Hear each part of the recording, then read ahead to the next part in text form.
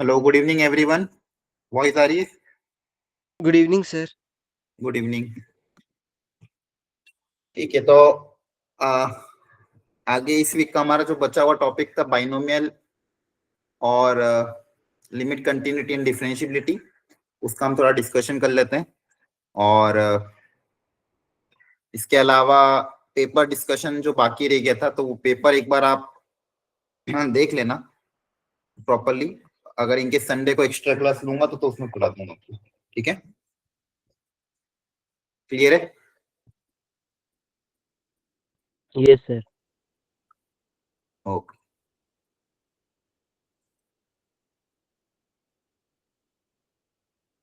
ये वाला question attempt कर लो।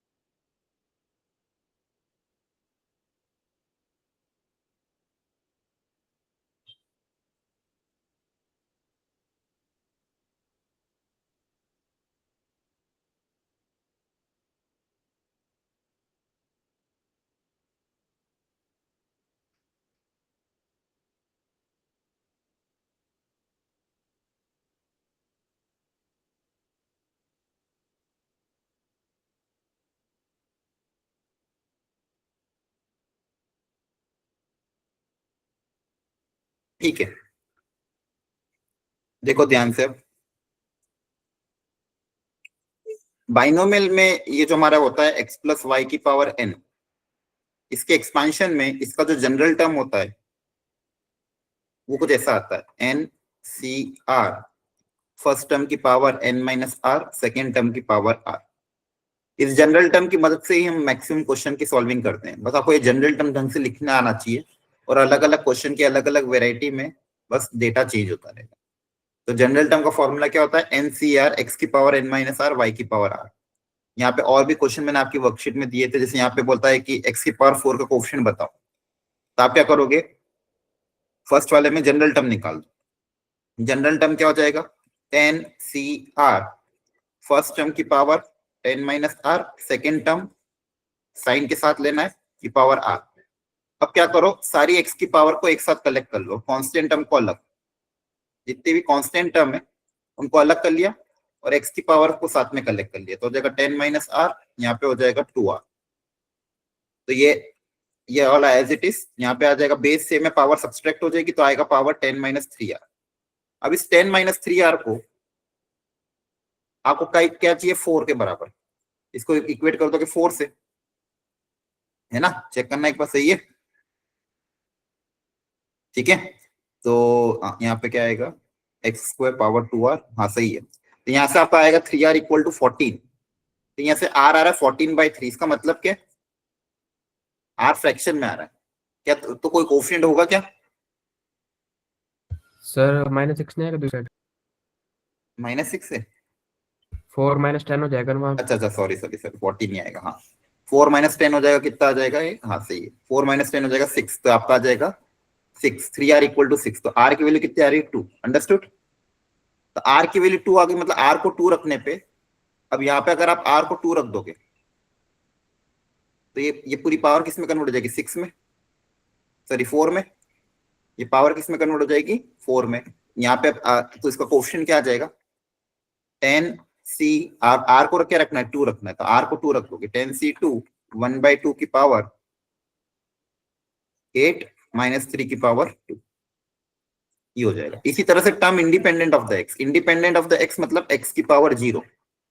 जो ये यहाँ पे तरीका अपना है, जैसे यहाँ पे 4 से इक्वेट किया है, सेकेंड वाले पार्ट में x, ये पावर को 0 से इक्वेट करके वापस r पता करोगे और r की वैल्यू वापस पुट अप करोगे। तो ये जनरल टर्म के बेसिस पे फंडामेंटल क्वेश्चन जो जेई में आ जाते हैं। इस क्वेश्चन में भी जैसे क्या पूछा था, ratio of the fifth term from the beginning to the ratio of the fifth term from the end. तो बिगिनिंग से फिफ्थ टर्म निकालने का तरीका वही है, T5 पूछा था आपको, fifth term from the beginning. तो T5 का फॉर्मूला क्या हो जाएगा, 10C4 फर्स्ट टर्म की power n minus R, second term की पावर r। ठीक है, ये fifth term from the beginning हो जाएगा। Fifth term from the and पूछा है, तो एंड से कैसे निकालोगे, आप इसको उल्टा कर दो। कभी भी fifth term from the and पूछा तो जो x है उसकी जगह y, y की जगह x रख दो। तो fifth term from the and हो जाएगा 10C4 1 बाय, ये आप इसकी जगह ये आ जाएगा की पावर n माइनस आर और इसकी पावर r। मतलब कभी भी ध्यान रखना, x प्लस वाई की पावर n है, तो मान लो fifth term from the starting पूछा है, तो NCR x की पावर आ जाएगा n minus R, sorry 10 minus 4 y की पावर r, ये स्टार्टिंग से।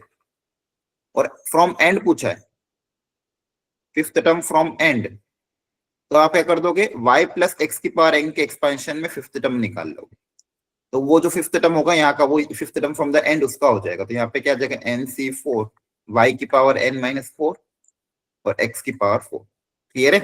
तो कभी भी fifth term from the and पूछे या rth term from the and पूछे तो उल्टा कर दो, x प्लस वाई की जगह y प्लस एक्स लिख दो, फॉर्मूला अप्लाई कर दो। ये जो फॉर्मूला होता है सेम यहाँ पे भी यही करना था। ये दोनों है, इनका क्या पूछा था, रेशियो पूछा था, इनका आप रेशियो ले लोगे, ये कैंसिल हो जाएगा, जो भी चीजें कैंसिल हो जाएगी आंसर आ जाएगा। क्या क्लियर हुआ, बोलो जल्दी से। Yes sir. ठीक है, और ये ध्यान रखना, term independent of the x, ये भी क्वेश्चन आते हैं। इंडिपेंडेंट ऑफ एक्स मतलब टोटल एक्स की पावर को कलेक्ट करके टोटल एक्स की पावर को 0 से इक्वेट कर दोगे तो इंडिपेंडेंट ऑफ द एक्स आ जाएगा। इसके बाद एक और वेराइटी आई थी 2016 में भी, बोला कि कोएफिशिएंट ऑफ एक्स की पावर -2 और एक्स की पावर -4 का कोएफिशिएंट का रेशियो m/n है, तो m/n की वैल्यू बतानी है। कोएफिशिएंट अगर m और n है तो m/n का रेशियो पूछा था और ऑप्शन दिए हुए थे अलग अलग।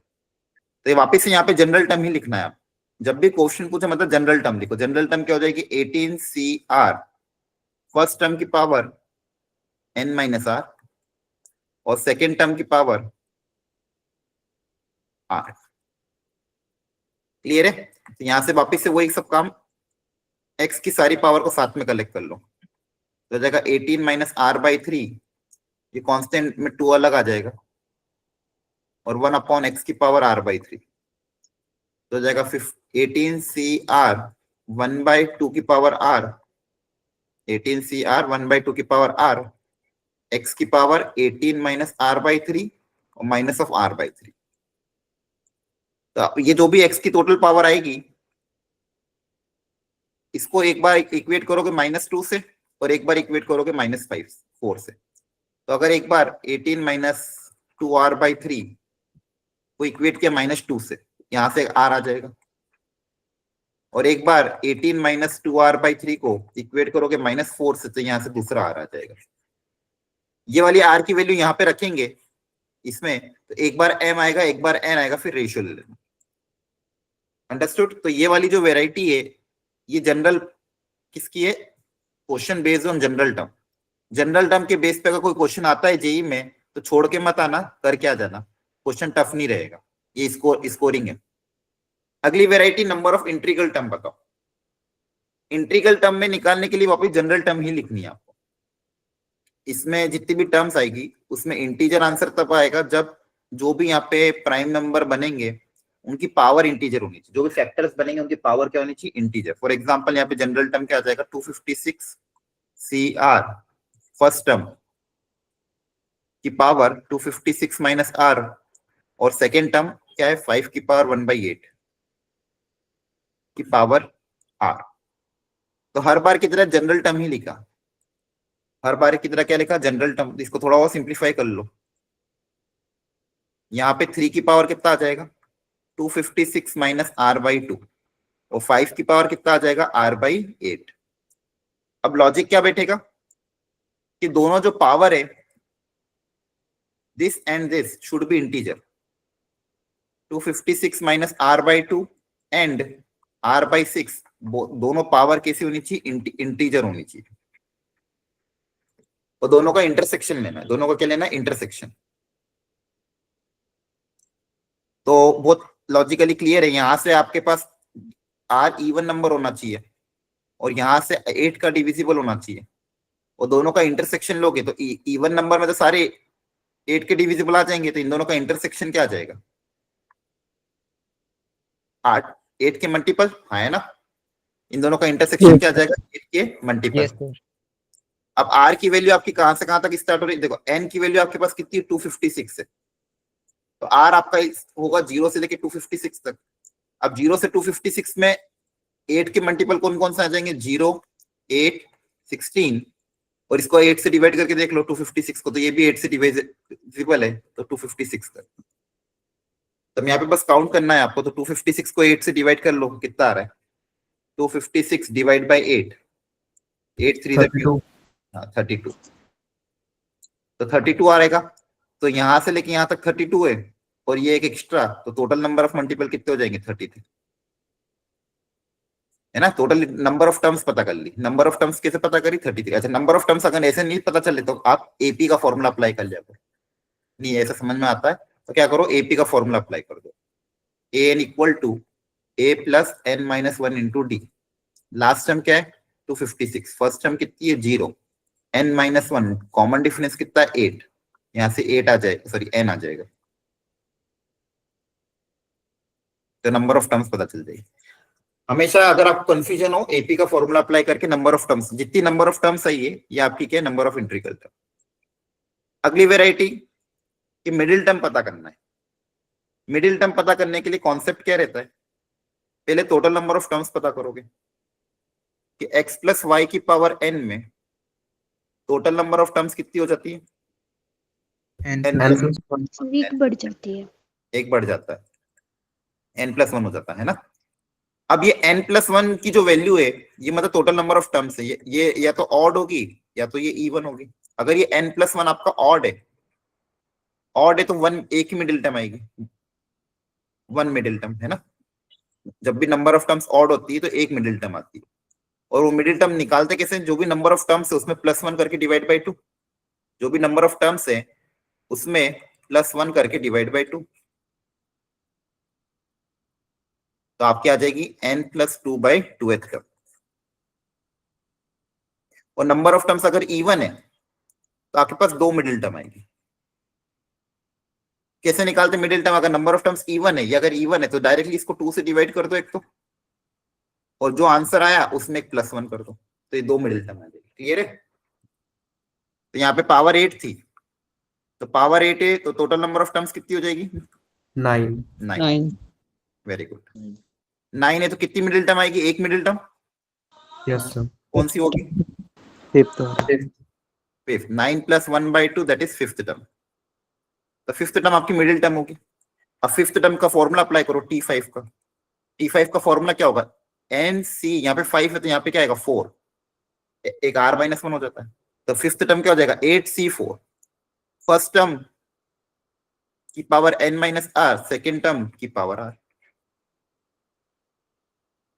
द सम ऑफ रियल, हाँ इसकी वैल्यू आपको क्वेश्चन में गिवन है कि ये जो मिडिल टर्म आया है ये आपका 5670 के बराबर।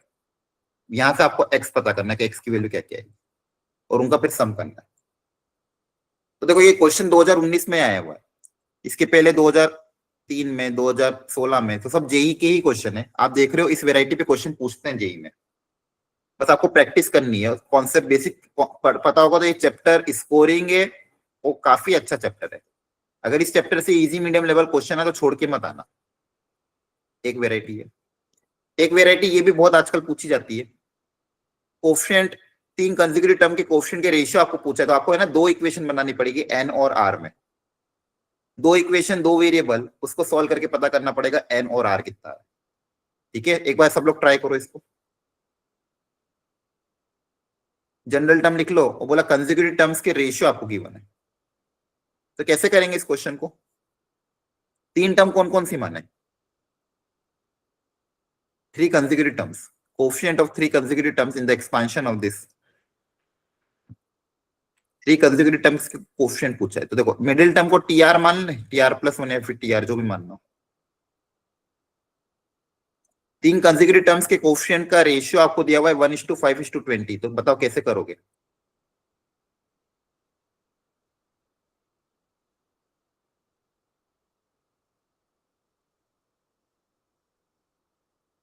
जैसे मान लो एक कोफिशिएंट है NCR, क्योंकि तो नॉर्मल एक्सपेंशन है ना, इसके आगे वाला कोफिशिएंट बताओ क्या होगा? इसके जस्ट आगे वाली टर्म का कोफिशिएंट NCR plus 1. NCR+1 है ना, और इसके जस्ट पहले वाली क्या हो जाएगा? NCR minus 1. NCR-1। ये रेशियो आपको दिया हुआ है 1:5:20। अब दो दो रेशियो ले लो और दोनों को सॉल्व करो। मान लो पहले स्टार्टिंग के दो रेशियो ले लिए, NCR-1/NCR इक्वल टू 1:5। यहां से एक इक्वेशन पता करो क्या आ रही है सॉल्व करके, और फिर आखिरी के दो रेशियो ले लो।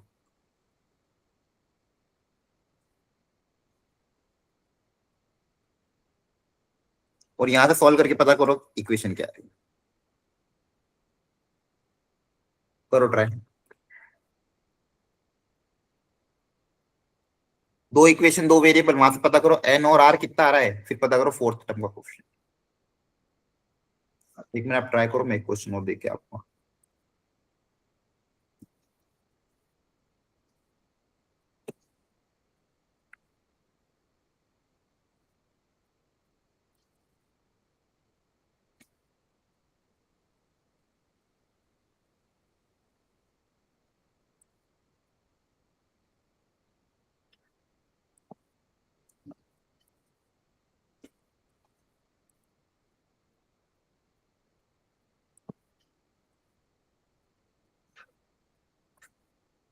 करो कोशिश।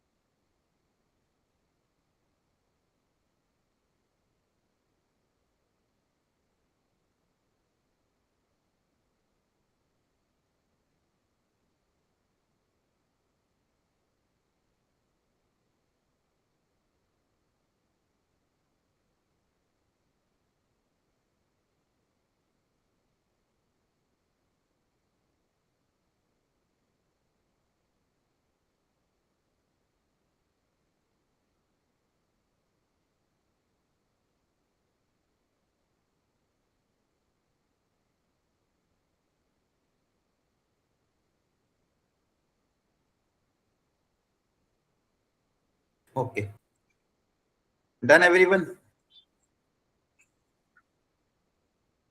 फर्स्ट पार्ट का देखो एक बार।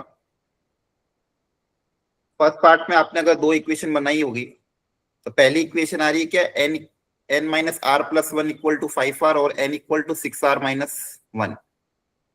और सेकेंड पिछली दो इक्वेशन को अगर इक्वेट किया होगा तो n equal to 5r plus 4। इन दोनों इक्वेशन को आपस में इक्वेट कर देंगे तो r की वैल्यू आ रही है 5 और r को रखोगे तो n आ जाएगा 29। r और n की वैल्यू रख दी तो फोर्थ टर्म का कोएफिशिएंट क्या हो जाएगा, NC3। ये किया था आप लोगों ने? Hello, Yes, sir. ठीक है। देखो डुएबल है कि नहीं है, और ये क्वेश्चन बहुत पूछ रहे हैं जेई में रिसेंटली, हाँ है ना? किसी को डाउट है एनीवन? किसी को कोई डाउट है इस क्वेश्चन में? ठीक है, ये वैरायटी देखो, ये चौथी वैरायटी थी इसकी बाइनोमियल में। जनरल टर्म पे बेसिस पे ये चौथी वैरायटी आ जाती है। अगला था 27 की पावर 999 को अगर 7 से डिवाइड करेंगे तो रिमाइंडर कितना आएगा। अब इस वैरायटी में दिमाग कैसे लगाना है वो सोचते हैं कि 27 दिया हुआ एक तो, और यहां दिया हुआ है 7। टारगेट हमारा क्या रहता है कि इसको पहले दो के टर्म्स में ब्रेक करना, 27 को दो के टर्म्स में ब्रेक करना। कोशिश ये करनी है ज्यादातर केसेस में 1 के टर्म्स में ब्रेक हो जाए और जो बचा हुआ टर्म हो 7 का मल्टीपल हो। वो बचा हुआ टर्म क्या हो, 7 का मल्टीपल्स। तो 7 के मल्टीपल्स क्या क्या है, मल्टीपल्स ऑफ 7 आपको पता ही है। तो 27 के आसपास 28 ही आता है। सबसे बेस्ट है कि इसको 28 के टर्म्स में ब्रेक कर दो, और 1 भी आ रहा है। कोशिश हमेशा करो कि 1 क्रिएट करो। ज्यादातर केसेस में हमेशा पहला ट्राई यही होना चाहिए कि 1 क्रिएट हो। 1 अगर क्रिएट हो जाएगा तो कैलकुलेशन आसान हो जाती है। तो इसके बाद तो कैलकुलेशन आसान हो जाएगी। 27 को लिख दो कि 28 माइनस 1 की पावर 999। इसका जो एक्सपेंशन होगा, इसके एक्सपेंशन में टर्म्स किससे आएंगे, NC0 28 की पावर 999। ऐसे चलता जाएगा, 28 की पावर कम होती जाएगी, और जो लास्ट टर्म आएगा वो आएगा आपके पास NCN 28 की पावर 0 माइनस 1 की पावर n। आप ये ऑब्जर्व करोगे कि लास्ट टर्म के पहले पहले यहां से लेके सेकेंड लास्ट टर्म तक सब में कम से कम एक 28 तो आएगा ही सही, मिनिमम एक 28 का पावर आएगा ही सही। तो इस पूरे को का सम 28 टाइम्स k लिख सकता हूं, है ना? 28 का मल्टीपल ही होगा वो। और लास्ट टर्म आपका क्या हो जाएगा, ये हो जाएगा आपका NCN की वैल्यू 1 होती है। NCN की वैल्यू कितनी होती है, 1, और माइनस 1 की पावर ऑड है तो कितना हो जाएगा, -1। ये लास्ट टाइम आपका कितना आ जाएगा, वेरी गुड, -1। तो ये जो पूरा एक्सपेंशन, ये जो टर्म था आपके पास क्या दिया हुआ था, 28 7 की पावर 999। इसको मैंने बाइनोमियल की मदद से सिंप्लीफाई करके क्या लिखा, 28k माइनस 1। अब कभी भी मुझे जो चीजें रहती है, dividend equal to divisor into quotient plus remainder होता है।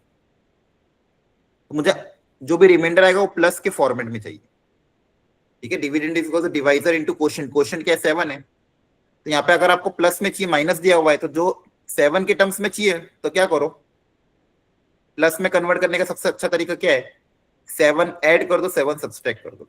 7 का ऐड करो और 7 का क्या करो, सब्सट्रैक्ट करो। इससे फायदा क्या होगा, ये जो सब्सट्रैक्ट वाला टर्म है इसको इसके साथ कंबाइन कर दो, इन दोनों को साथ में रख लो। 28k माइनस 7 को साथ में रख लिया, और बची हुई टर्म क्या है, +6, उसको अलग कर लिया, है ना? तो 28k माइनस 7, ये इसमें से 7 कॉमन आ रहा था, 7 का कोई ना कोई मल्टीपल होगा, तो 7n + 6। आपका देखो डिविडेंड क्या था, 27 की पावर 999, उसको आपने क्या लिख दिया, divisor into quotient plus remainder. तो आपका रिमाइंडर कितना आ जाएगा, 6 के बराबर। Understood everyone?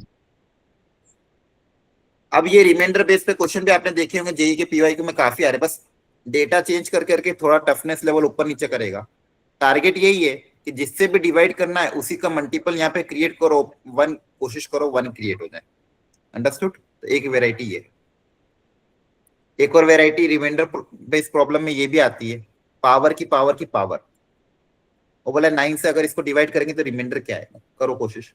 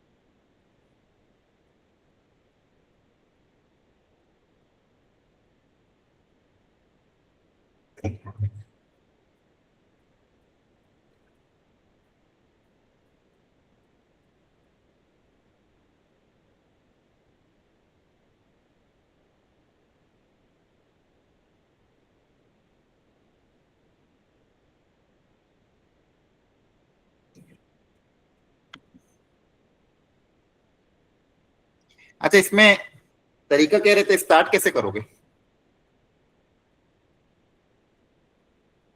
बोलो? सर 9 का मल्टीपल बनाएंगे ऊपर। नहीं वो तो चलो ठीक है, ये जो 32 की पावर 32 इसका क्या करें? सर पहले हम 64 की पावर 32 का निकाल लेंगे, उसके बाद जो आएगा उसकी पावर 32 कर लेंगे। अच्छा, एक एक करके निकालोगे? सर ये 32 के पावर 32 इवन होगा तो सर इसको देखने की जरूरत ही नहीं पड़ेगी अगर हमें इवन केस लेना है तो। नहीं वो तो इस पर्टिकुलर क्वेश्चन का चलो आपने सोचा, जनरल तरीका क्या होगा? सर पहले 32 की पावर तक रिमाइंडर निकाल लेंगे सर, फिर उसका रिमाइंडर निकालेंगे। अच्छा ठीक है।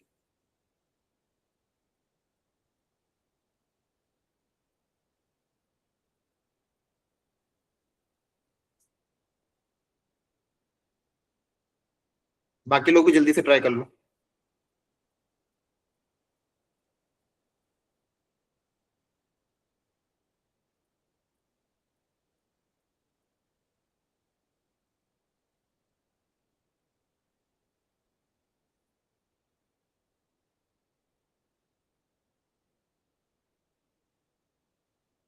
ठीक है, देखो यहाँ पे पावर की पावर है तो डरना नहीं है आपको। आप चाहो तो एक एक करके सॉल्व कर लो, पहले इस नीचे वाले का निकालो, फिर जो आंसर आएगा उसको 32 से सॉल्व कर लो।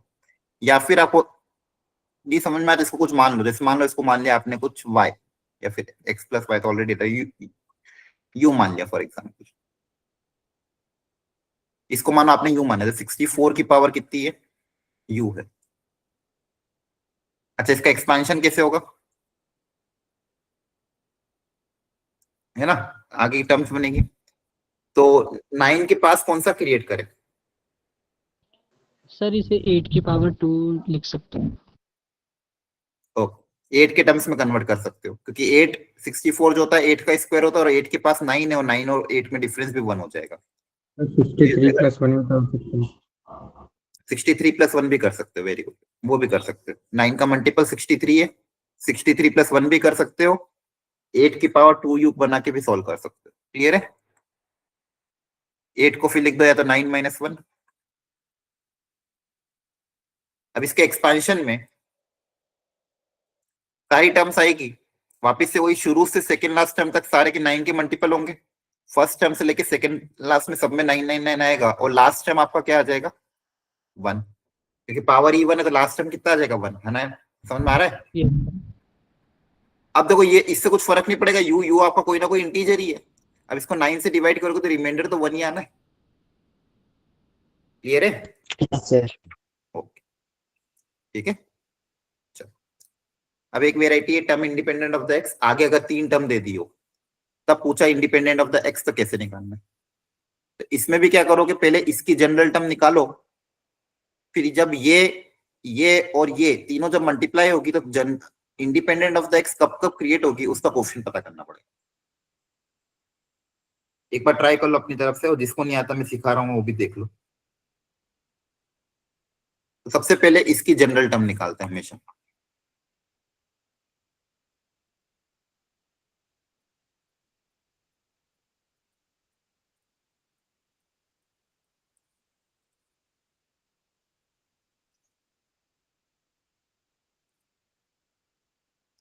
तो हो जाएगा 8c या 2x स्क्वायर की पावर ये हो, तो इसमें x की सारी पावर को अलग कर लो, कांस्टेंट टर्म्स अलग कर लो, x की पावर अलग कर लो।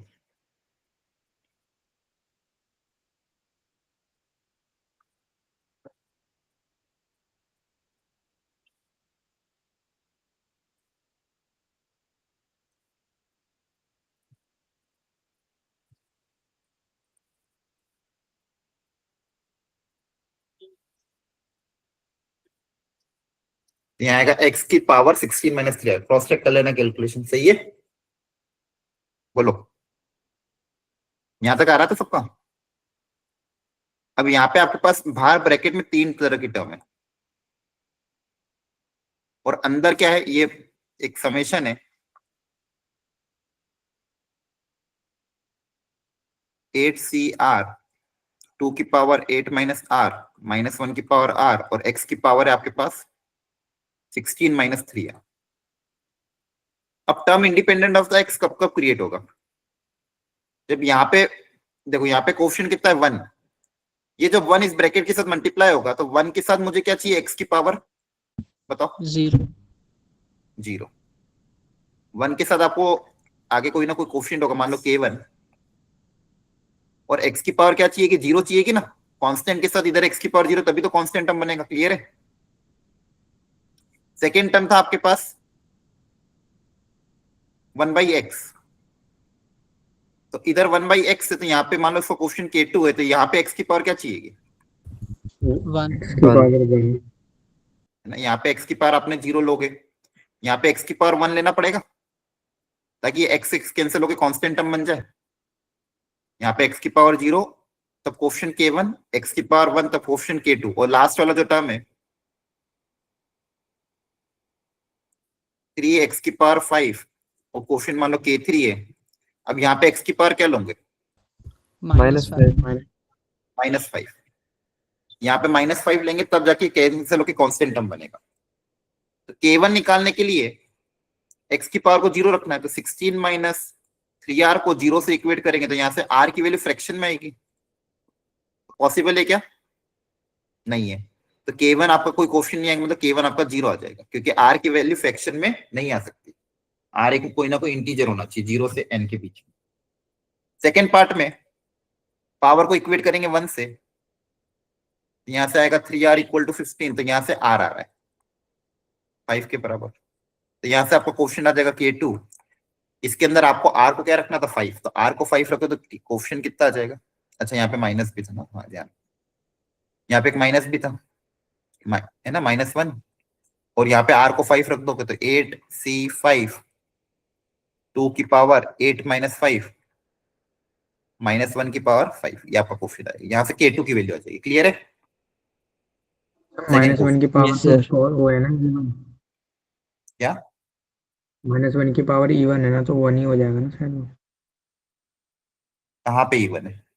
यहाँ पे r की वैल्यू 5 रखोगे ना आप, वो तो अरे वो ठीक है ठीक। बाद में कैलकुलेशन करना। r की जगह 5 रख रहे हो, ये क्वेश्चन ये रहा आपका, इसमें r की जगह 5 रखना है। थर्ड वाले में k3 में पावर -1 -5 चाहिए, -5 चाहिए, तो वापिस 16 माइनस 3r को इक्वेट किया -5 से, तो 3r इक्वल टू 21, तो r आ गया 7, तो r को 7 रख दोगे तो यहाँ पे आपका k3 क्वेश्चन क्या आएगा, पहले से एक 3 था, पहले से एक 3 था ना, ध्यान रखना, इसको भूल मत जाना जल्दबाजी में। पहले से कांस्टेंट टर्म था, अच्छा 3 फिर मत लिखो यहाँ पे, क्योंकि k3 में 3 नहीं आएगा। k3 में आपके पास क्या आएगा, यहाँ पे भी हटा दो फिर, क्योंकि कंफ्यूजन हो जाए। k2 तो आपने सिर्फ क्वेश्चन माना है ना, ठीक है। तो k3 में आपके पास क्या क्या आ जाएगा, 8c7 2 की पावर 1 -1 की पावर 7, ये k3 आ जाएगा। Understood everyone?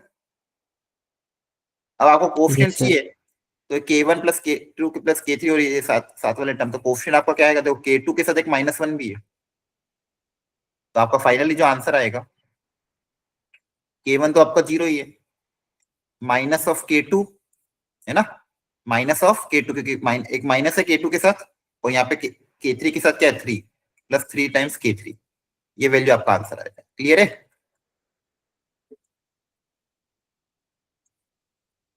Understood everyone? Yes, sir. Okay, तो देखो ये वैरायटी भी आती है, बस ढंग से क्वेश्चन सॉल्विंग कर लेना, इसलिए एक एक वैरायटी के हर क्वेश्चन आपकी वर्कशीट में लिए थे, ये वर्कशीट भी अगर आप कर लोगे तो सारी वैरायटी कवर हो जाएगी।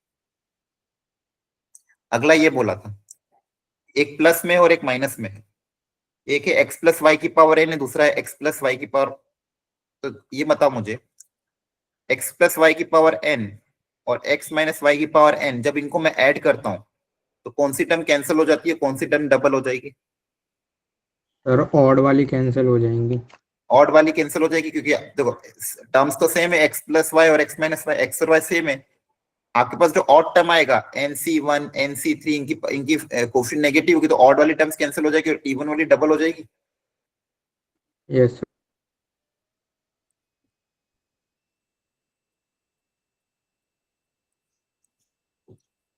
तो सेम यहाँ पे भी अगर ऐसा एक्सपेंशन है तो पहले पूछा a2 मतलब एक्स स्क्वायर कोफिशिएंट क्या होगा, और a नॉट मतलब कांस्टेंट टर्म का रेशियो पूछा, तो बताओ कैसे करोगे?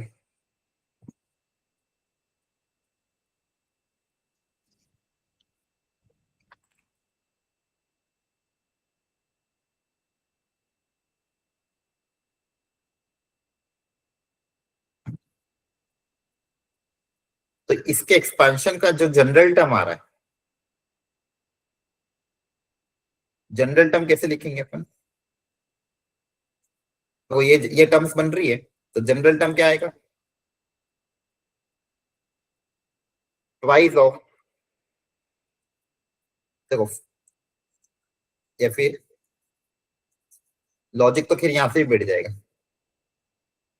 है ना, आपके पास इसका जो एक्सपेंशन आएगा उसमें टर्म्स कैसी बनेगी? ट्वाइस ऑफ 50c0 x की पावर 50, फिर 50c2 x की पावर 48 और 10 की power 2 and so on, last आएगा 50c50 10 की पावर 50। तो यहाँ पे आपको चाहिए था एक तो a2 मतलब एक्स स्क्वायर में क्या आएगा लॉजिकली, यहाँ पे अगर पावर 2 चाहिए तो बताओ एक्स स्क्वायर के साथ क्या आएगा? तो 46 आएगी x की पावर। तो यहाँ पे आपको चाहिए एक्स स्क्वायर, तो 50 में से क्या माइनस करूंगा, तो यहाँ पे पावर क्या थी n माइनस आर ना, तो यहाँ पे 48 आएगा, है ना, पावर क्या होती है, फॉर्मूला क्या होता है n माइनस आर, तो यहाँ पे 48 होगा, तभी तो इनका डिफरेंस यहाँ पे 2 क्रिएट होगा। क्लियर है? समझ में आ रहा है कि नहीं आ रहा है?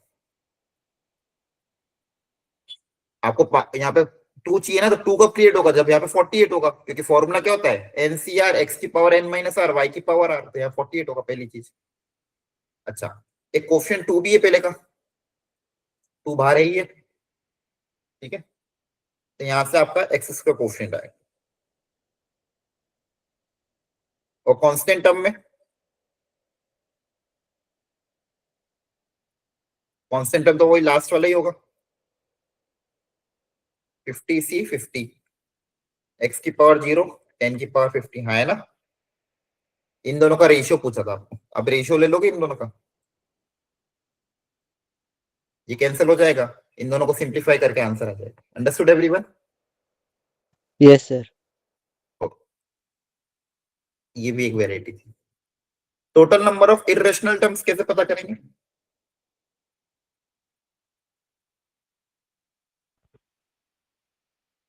बोलो। Sir total number of rational term में से total number of terms minus total number of rational terms. Total number of terms में से जितनी भी रैशनल टर्म्स है वो माइनस कर दोगे। रैशनल टर्म्स तो निकालना भी सिखाया ही था, रैशनल टर्म कैसे निकालते पता है ना, number of integral term, number of rational term, तो रैशनल टर्म निकालना तो आता ही है, और टोटल नंबर ऑफ टर्म्स भी पता है, अगर पावर 60 है तो टोटल नंबर ऑफ टर्म्स कितनी होगी? 61 61 61. है ना, पावर आपकी 60 है तो टोटल नंबर ऑफ टर्म 61 हो जाएगी, और नंबर ऑफ रेशनल टर्म्स पता कर लेना। नंबर ऑफ रेशनल टर्म्स कैसे पता करोगे, वापिस जनरल टर्म लिख के। जनरल टर्म क्या हो जाएगी, N C R, first term की पावर n माइनस आर और सेकेंड टर्म की पावर r। अब यहाँ पे आ रही 7 की पावर 60 माइनस r बाई 5, यहाँ पे आ रहा है -3 की पावर r बाई 10। तो यहाँ पे क्लियर दिख रहा है आपको, यहाँ से क्या होगा, r 5 का मल्टीपल, यहाँ से क्या होना चाहिए 10 का मल्टीपल, दोनों का इंटरसेक्शन क्या होगा 10 का मल्टीपल ही होगा, है ना। तो 10 के मल्टीपल कितने होंगे 0 से 60 में, 0 10 20 60, है ना। तो r की कितनी वैल्यू होगी 7, यस सर। तो Yes, total sir. 7 rational terms होगी। नंबर ऑफ रेशनल टर्म्स कितनी आ गई 7, नंबर ऑफ इरेशनल टर्म कितनी हो जाएगी total -7। Number of rational term 7 है, तो number of irrational terms 61 minus 7 कितना आएगा 54। Understood Yes, everyone. sir. तो देखो ये वाली वेराइटी भी इजी है, अगर आ जाए तो ध्यान से करना है। वापस रिमाइंडर बेस्ड प्रॉब्लम, पावर अगर 103 है तो रिमाइंडर कितना आएगा, अभी आप खुद से ट्राई कर सकते हैं। लिमिट कंटिन्यूटी डिफरेंशिएबिलिटी में फॉर्मूला पता होना चाहिए, बहुत बार हमने क्वेश्चन किए। यहाँ पे तो फर्स्ट वाला स्टैंडर्ड वेराइटी का था, बेस्ड ऑन स्टैंडर्ड सब्स्टिट्यूशन, तो जल्दी से बता दो 1 माइनस cos 2x में काई से मल्टीप्लाई डिवाइड कर देंगे, 4x स्क्वायर। फॉर्मूला कौन सा अप्लाई होगा यहाँ पे, 1 minus cos fx upon fx square, याद आ रहा है, या 4x स्क्वायर से मल्टीप्लाई डिवाइड किया। अच्छा 3 प्लस cos x में कोई दिक्कत ही नहीं है, यहाँ तो डायरेक्ट वैल्यू रख दोगे, cos 0 1 ही होता है ना। नीचे आपके पास x tan 4x था, तो 4x में tan fx अपॉन fx चाहिए था, यहाँ पे 4x से मल्टीप्लाई किया, 4x से डिवाइड किया। क्लियर हो गया। अब इसकी वैल्यू कितनी आ जाएगी 1/2 1/2. tan fx अपॉन fx कितना हो जाएगा 1, Sir, 1. ठीक है। ये 4x स्क्वायर इस 4x स्क्वायर से कैंसिल हो जाएगा, क्या yes sir बचेगा 1/2 into 4, that is understood. One. अब तो Yes, जेई sir. में 2 बार आया हुआ है, लेकिन सब स्टैंडर्ड फॉर्मूला पे बेस्ड है, तो आपको स्टैंडर्ड फॉर्मूला पता होना चाहिए, स्टैंडर्ड सब्स्टिट्यूशन। अगला ये था, जब भी रूट आए बहुत ध्यान से हमको करना है, करो। 1 माइनस cos 2x को क्या लिखें, sir 2 sin square x 2 sin square x, तो आ जाएगा under root of sin square x by x। अब क्या आएगा ये sin x नहीं है कितना आ जाएगा ये, आ जाएगा. सर sin x नहीं है under root of sin square क्या आ जाएगा। So mod Mod of sin sin x. mod of sin x अब ये क्वेश्चन इसलिए दिया था कि अगर आप मॉड लगाना भूल जाओगे तो आंसर गलत ठीक हो जाएगा। अब बताओ इसकी लिमिट क्या आएगी, mod sin x upon x की लिमिट बताओ क्या आएगी। So 0 to positive. हाँ क्या आएगी, Limit x tends to 0 plus. नहीं यहाँ पे 0 ही है, आपको तो क्वेश्चन कितनी आएगी 0 दिया हुआ है क्वेश्चन में, कितना आएगा इसका answer. So does not exist. यहाँ पे दो चीजें, मॉड जब भी आता बोला है ना 2 बार तोड़ोगे, LHL RHL अलग अलग निकलेगा। अब यहाँ पे 1 टिक करके आ जाओगे तो गड़बड़ हो जाएगा। ये क्वेश्चन दिए ही इसलिए था ताकि ध्यान रहे मॉड के टाइम पे, जब भी मॉड आता है या स्पेशल फंक्शन आता है LHL RHL अलग से निकाला करो। लिमिट्स में ऑलरेडी नोट्स बना बना के लिखा रखे। LHL जब निकालोगे तो साइन, जब x की वैल्यू 0 से कम है तो साइन का मॉड नेगेटिव ओपन होगा, यहाँ से आंसर आएगा -1, और 0 प्लस पे ये मॉड पॉजिटिव ओपन होगा, यहाँ से आंसर आएगा आपका 1। तो लिमिट क्या आएगी, डज नॉट एग्जिस्ट। यस ठीक है, ध्यान रखना ये गलतियां मत करके आ जाना एग्जाम में। आप देखो वर्कशीट बनाने का जो तरीका था 1991 के क्वेश्चन भी डाले हुए, मतलब किस मिस फॉर्मेट में बनाया था कि एक एक वेराइटी अच्छे से कवर हो जाए, इसलिए मैंने कहा आपको ये वर्कशीट काफी अच्छी है। बहुत सोच समझ के एक क्वेश्चन को डाला था। अगली वेराइटी आई थी, यहाँ पे एफ ऑफ 1 की वैल्यू 1 है, एफ डैश 1 भी आपका 2 है, यहाँ पे x की जगह 1 रखोगे तो ये 0/0 का फॉर्म है। x की जगह 1 रखने पे 0/0 तो एल हॉस्पिटल अप्लाई हो जाएगा, क्योंकि डिफरेंशिएशन दिया हुआ है ना, डिफरेंशिएशन दिया हुआ है तो क्या अप्लाई कर दोगे, एल हॉस्पिटल रूल। तो यहाँ पे पहले डिफरेंशिएट कर देंगे। रूट का डिफरेंशिएशन कितना होता है, 1/2 रूट एफ एक्स, पहले रूट का होगा, फिर रूट के अंदर एफ एक्स का डिफरेंशिएशन हो जाएगा एफ डैश एक्स। ध्यान रखना कि नीचे वाली क्वांटिटी का हो जाएगा ये, और 1 का डिफरेंशिएशन 0 होता है। अब x को आप 1 रख दो, लिमिट पुट अप कर देते हैं इसके अंदर, x को 1 रख देंगे, तो देख लो इनडिटरमिनेट फॉर्म हट गया होगा। यहाँ पे x को 1 रख के आंसर आ जाएगा। क्लियर है? तो ध्यान रखना कभी कभी ये एल हॉस्पिटल रूल भी 0/0 इन्फिनिटी के केस में अप्लाई होता है। कांस्टेंट टर्म वाले क्वेश्चन भी काफी आते हैं, कंपेयर करके आपको निकालना रहता है। तो यहाँ पे आपको देखोगे तो 1 की पावर इन्फिनिटी का फॉर्मेट है, तो 1 की पावर इन्फिनिटी का फॉर्मेट में तरीका क्या होता है, आप इसको कन्वर्ट कर, ये आपका एफ एक्स हो जाएगा जो 1 की तरफ जा रहा है, और जो इन्फिनिटी की तरफ जाता होता है जी एक्स। तो 1 की पावर इन्फिनिटी का क्वेश्चन कन्वर्ट हो जाता है e की power limit x tends to a F X minus 1 into gx। Very good, ये फॉर्मूला याद रखना है सबको, 1 की पावर इन्फिनिटी के स्टैंडर्ड क्वेश्चन। यहाँ पे आपका लिमिट इन्फिनिटी की तरफ जा रहा है, F X minus 1, F X में से -1 करोगे तो कितना आ जाएगा, a/x plus b/x square into G X. अच्छा, ये आंसर आपको दिया हुआ है क्वेश्चन में ई स्क्वायर के बराबर, पावर 2 के बराबर है, मतलब यहाँ पे दोनों पावर 2 के बराबर होगी। तो limit x tends to infinity, ये x अंदर मल्टीप्लाई होगा, अगर x को अंदर मल्टीप्लाई करोगे x कैंसिल हो जाएगा, a प्लस b/x आएगा, और ये 2 के बराबर होगा। पावर पावर इक्वेट कर दिए, दोनों पावर को आपस में इक्वेट कर दिया, ये बेस सेम था तो पावर पावर को आपस में इक्वेट कर दिया। अच्छा, x टेंड्स टू इन्फिनिटी को b/x 0 आ जाएगा,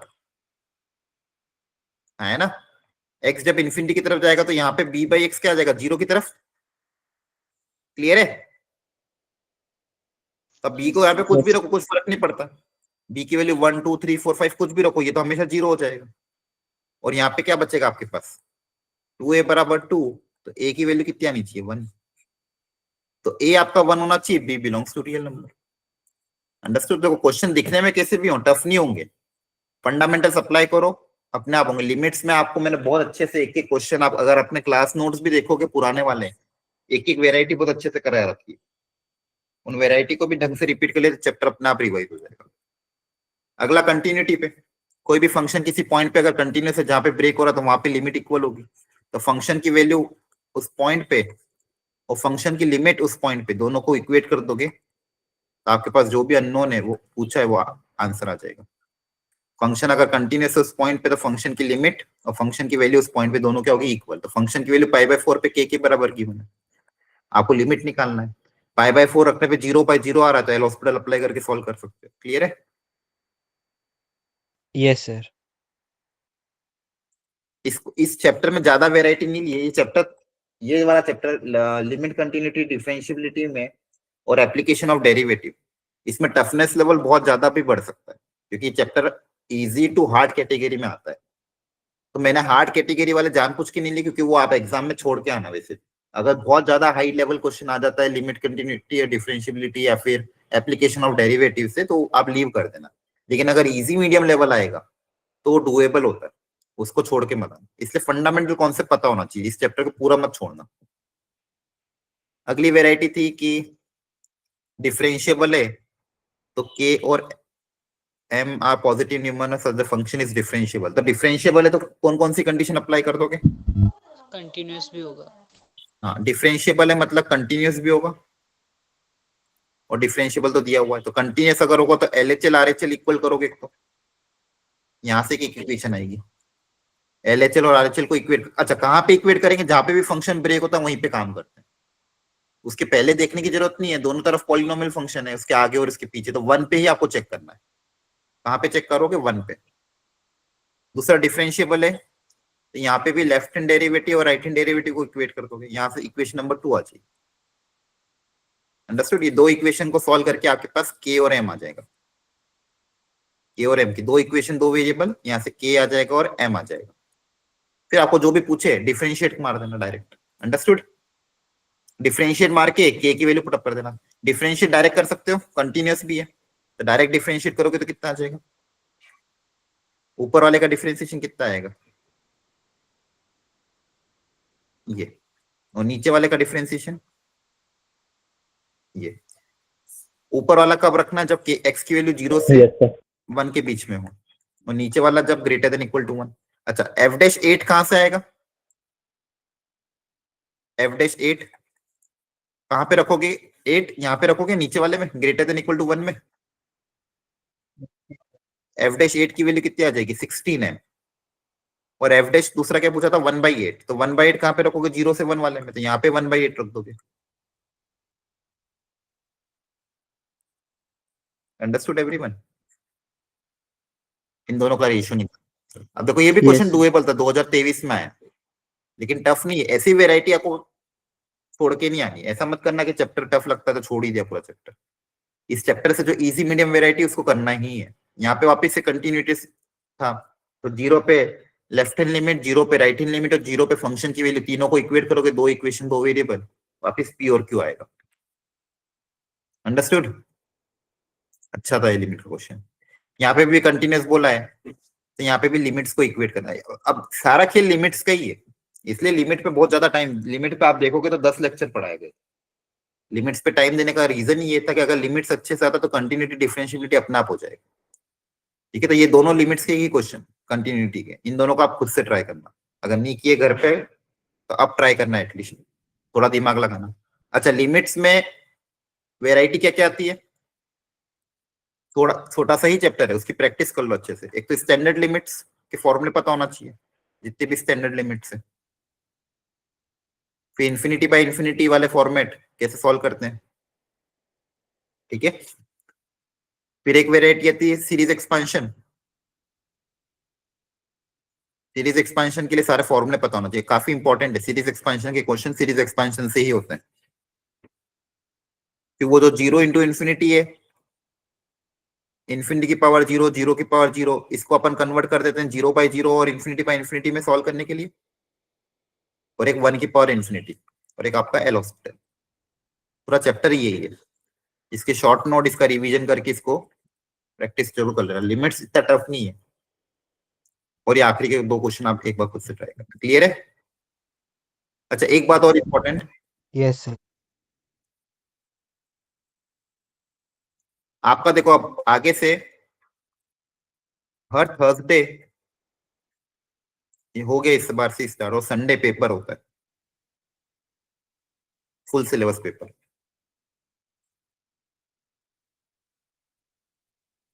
तो आपको अपना जो रिवीजन है उसको 2 हिस्सों में बांटना चाहिए। फॉर्मूला रिवीजन आपको डेली बेसिस पे करना है, हर वीकली बेसिस पे।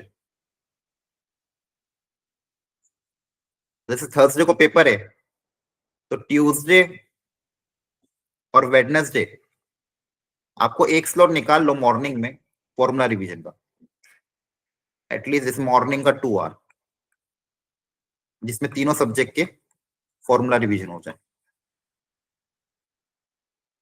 तो एक आधा जैसे आधे फॉर्मूले हाफ 50% मान लो मंगलवार को कर लिए, बच्चे 50% वेडनेसडे को कर लिए। 50% ऑफ द सिलेबस का फॉर्मूला रिवीजन मंगलवार को कर लिया, 50% of the formula revision Wednesday को कर लिया। फिर थर्सडे को पेपर दे दिया अच्छे से आपने। तो वापिस संडे वाले पेपर के दिन फ्राइडे और सैटरडे की मॉर्निंग में फॉर्मूला रिवीजन, वापिस 50% ऑफ द फॉर्मूला रिवीजन मान लो फ्राइडे को कर लिया, 50% of the formula revision Saturday को कर लिया, ताकि फिर संडे को वापस पेपर दे दिया, और मंडे को ढंग से उसका एनालिसिस कर लिया, मिस्टेक्स एनालिसिस वगैरह सब कुछ। क्लियर है।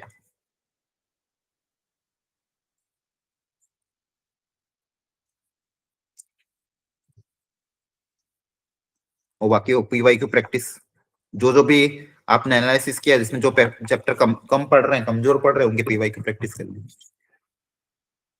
क्लियर है। तो ये मॉर्निंग के स्लॉट में फॉर्मूला रिवीजन की आदत डाल लो, आधा आधा परसेंटेज बांट लोगे तो इतना ज्यादा बड़ा नहीं लगेगा। आपने सोचा जैसे अब अगली बार, जैसे अब सैटरडे को जब गुरुवार का पेपर आए, तो आधे चैप्टर के फॉर्मूले मंगलवार को कर लिए, आधे चैप्टर के फॉर्मूले बुधवार को कर लिए।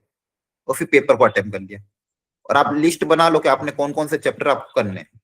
12th के तो सारे ही करने हैं आपको, और 11th के जो जो मैंने करा दिए हैं अभी तक, बाइनोमियल, पीएनसी, और फिर जो जो भी चैप्टर आपके 11th के हो चुके हैं उनके फॉर्मूला आपके अच्छे से होना चाहिए।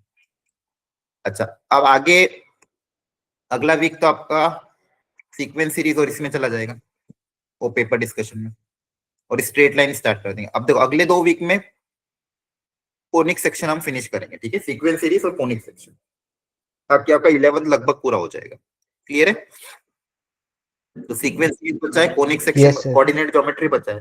तो अगले 2 वीक में मैं अच्छे से आपको कोऑर्डिनेट ज्योमेट्री, सीक्वेंस सीरीज और स्टैटिस्टिक्स ये करा दूंगा। और जितने चैप्टर अभी तक अपने कर चुके हैं, quadratic equation, PNC, binomial, sets, trigonometry, इनके क्वेश्चन आप इनके फॉर्मूला शीट बना लो, इनके फॉर्मूला रिवीजन आप अपने एंड पे करते रहो, और टेस्ट में अगर पेपर क्वेश्चन आते हैं तो उनको अटेम्प्ट करना है। कोऑर्डिनेट अभी आपकी अगर आपको अभी नहीं आता तो पॉज कर लो, कोऑर्डिनेट के लिए हमने 2 हफ्ते रखे, आराम से हो जाएगा। ठीक है, ठीक है, ओके, थैंक यू। वो पीवाईक्यू सॉल्व करते रहना, स्टॉप मत करना, सॉल्व करना, ठीक है।